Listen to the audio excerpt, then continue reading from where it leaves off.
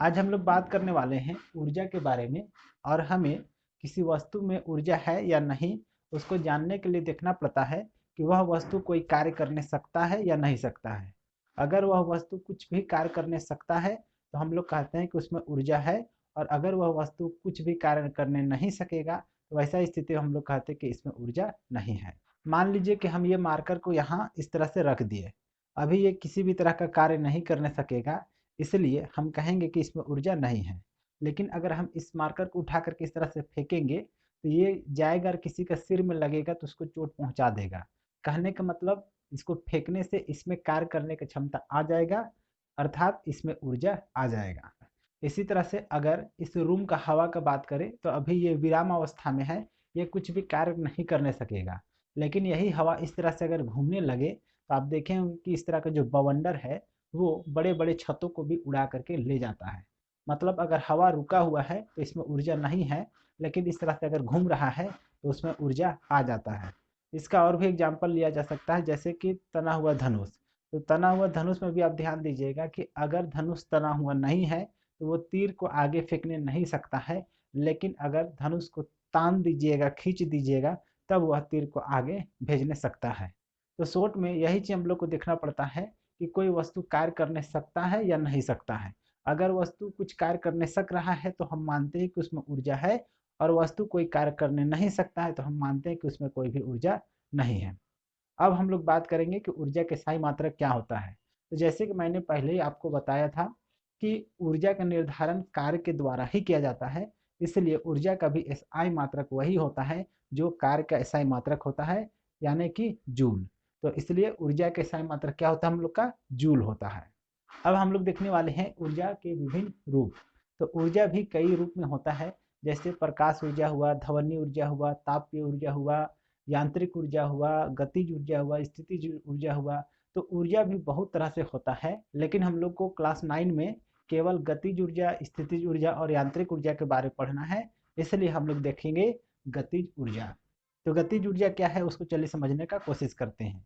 आप लोग कहीं पर रुका हुआ ट्रक देखे होंगे। अगर हम बोलेंगे कि उस रुका हुआ ट्रक के आगे से आपको निकल जाना है तो आप आराम से उसके किनारे से होते हुए निकल जाइएगा। लेकिन अगर ट्रक गति करने लगे और हम आपको बोलेंगे कि आप ट्रक के आगे से निकलिए, तो आप क्या, कोई पागल आदमी भी गतिशील ट्रक के आगे नहीं आएगा।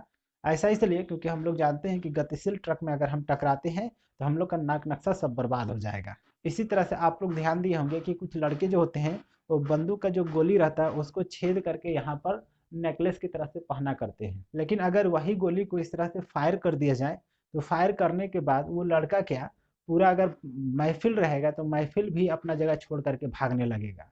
तो इन सभी एग्जाम्पलों से हम लोग को क्या समझ में आया कि हमको गोली से डर नहीं लगता है या तो ट्रक से डर नहीं लगता है। इनमें ये शक्ति जो है वो इनके गति के कारण ही उत्पन्न होता है। तो साफ बात यही है कि कुछ वस्तु में जब गति आता है तब उसमें कार्य करने का क्षमता हो जाता है, और उसी ऊर्जा को कहते हैं हम लोग गतिज ऊर्जा। तो इसलिए हम लोग कहते हैं कि गतिज ऊर्जा वह ऊर्जा जो किसी वस्तु के गति के कारण उत्पन्न होता है, उसी को कहा जाता है गतिज ऊर्जा। जैसे कि तूफान में गतिज ऊर्जा, चलाया हुआ बंदूक का गोली में गतिज ऊर्जा, बहता हुआ पानी में गतिज ऊर्जा, गिरता हुआ फल में गतिज ऊर्जा, फेंका हुआ पत्थर में गतिज ऊर्जा, ये सभी गतिज ऊर्जा का उदाहरण हो सकता है। अब हम लोग देखने वाले हैं गतिज ऊर्जा का व्यंजक। और गतिज ऊर्जा का व्यंजक प्राप्त करने के लिए कुछ इस तरह से हमको फिगर बनाना पड़ेगा। मान लीजिए कि ये जमीन का सतह है और यहाँ पर एक वस्तु है। इस पर हम लोग का एफ बल लगा, जिससे वस्तु यहाँ से खिसक करके यहाँ आ गया, और यहाँ तक वो आकर के रुका नहीं है। यहाँ उसका वेग जो है वो भी हो जाता है, और वहाँ से यहाँ तक का बीच का जो दूरी है वो है एस। अब यही बात को यहाँ पर हम लोग लिख देंगे कि माना कि एम द्रव्यमान की वस्तु पर एफ बल लगाने से वस्तु एस दूरी विस्थापित हो जाता है, और इसका वेग यू से भी हो जाता है, जहाँ पर यू मतलब प्रारंभिक वेग जो है वो है हम लोग का 0। गति का तीसरा समीकरण से, तो गति का तीसरा समीकरण क्या होता है हम लोग का? तो 2as equal to V square minus U square. तो यहाँ पर u का वैल्यू कितना है तो ऊपर ही में बता दिया गया है कि 0 है, तो यहाँ u का वैल्यू डाल दिए 0। तो 2as इक्वल टू हो गया मेरा वी स्क्वायर। अब वहाँ से हमको क्या करना है, s बचाना है। तो s बचाएंगे तो s इक्वल टू कितना हो जाएगा, वी स्क्वायर बाई 2a। ये बन गया हम लोग का इक्वेशन 1। अब जैसे कि पहले ही बताया गया था कि किसी वस्तु में ऊर्जा निकालने के लिए हम लोग को देखना पड़ता है कि उस वस्तु में कितना कार्य किया गया। इसलिए अगर हम लोग को देखना है कि भी वेग प्राप्त करने तक वस्तु में कितना गतिज ऊर्जा है, तो उसको जानने के लिए हमको क्या करना पड़ेगा, तो देखना पड़ेगा कि भी वेग प्राप्त करने तक कितना कार्य हुआ। इसलिए वहां पर लिखेंगे कार्य इक्वल टू बल गुनी विस्थापन।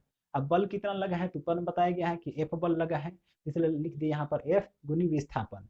तो विस्थापन कितना हम लोग का, तो एस है, तो लिख दिया हम लोग यहाँ पर एस। तो इसलिए बल इसलिए कार्य इक्वल टू हो गया बल गुनी विस्थापन।